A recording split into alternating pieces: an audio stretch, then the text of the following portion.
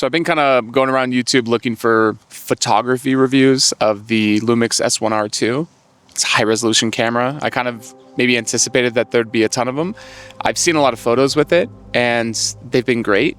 And when I was thinking about buying the camera, as someone who does primarily photography and wants to obviously always do more video, probably about 80% photography, 20% video, I was a little bit bummed out. There wasn't a ton of reviews on it. There wasn't a lot of people talking about it from a very deep photography level. And even then, some of the ones that I did see obviously focused on video. And that's probably because, you know, the YouTube algorithms favor when people talk about, you know, video hybrid cameras more so. So for me, I kind of wanted to put together a quick video, not go super in depth. Maybe someone else will do that, but I want to tell you a little bit about my experience as a, I don't know, semi-pro photographer, someone with a day job who also wants to take videos of his kid, but also wants cool high-resolution photography in a really compact, great autofocus system. And I think that kind of sums it up. The LUMIX S1RII is a very high-resolution camera, very good processor inside, amazing menus comparatively to Fujifilm, and the video quality is awesome. You're actually watching it right now. So let's dive in. Let's talk a little bit about the LUMIX S1RII for photography. So when I think about this camera for photography, the first thing I think about is obviously the resolution. And I think, you know, in that mid 40 megapixel range, there's obviously a ton of options. And I think probably 50, 60 megapixels is really gonna be that range where people really see that high resolution boost. You know, I do own the GFX 100 Mark II for the professional work that I do. And it's been really challenging to find something that lives up to that. Of course, it's medium format, right? Super high resolution, amazing glass.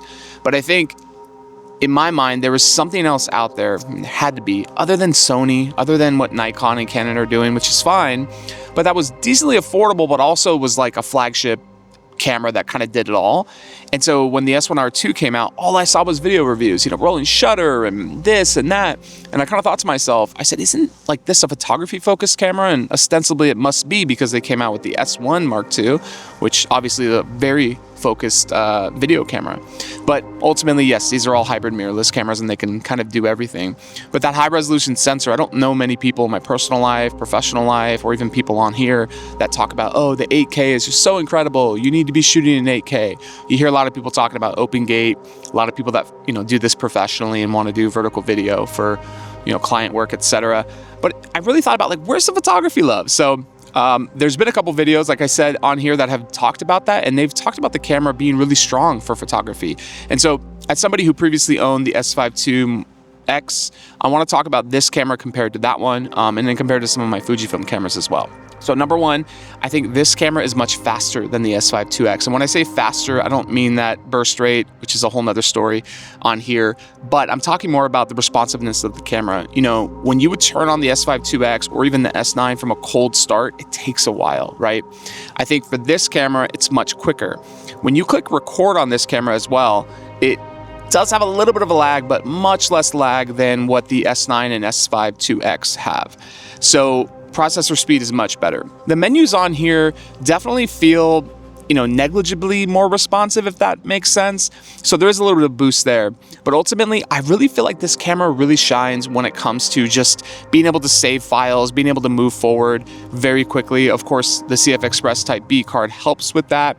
I know there's a ton of drama about overheating and about the burst rate. You could shoot, you know, 40 frames a second or whatever, and then it fills up and then you can't do anything. Obviously, it's not a sports action camera, nor does it claim to be, but I think there's a lot to be said when you're just taking photos and it just works and you got great, obviously, ergonomics on this camera. You got a lot of cool stuff, but ultimately, for me as a photographer, when I go out, I now have kind of a dilemma. You know, if I want to go take photos of my family or, you know, things that I enjoy, I can either take this S1R2 or I can take like a Fuji X100 because, you know, this is tiny, right? This is like a small camera that people love and it takes great photos and you can do recipes and all that fun stuff that Fujifilm is known for now. But there's a couple things missing from, you know, that experience that makes you want to take this bigger camera with the lenses. So number one, yes, interchangeable lenses is great.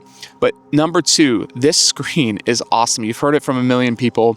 I don't know if Sony's A7R V was the very first camera to have the flip out plus tilt screen, but this camera has it. The S1 II has it. Probably all future LUMIX flagship cameras are going to have it, you know, but you really notice it on this camera after you shoot with like a real mirrorless, you know, fat grip body, and then you move to this and you just have, you know, that tilt screen, you know, you definitely notice not having that flip out or even being able to shoot vertically. So although I love this screen on this camera because it is flush, the S1R2 and the S1 II have awesome screen. So screen is a big plus.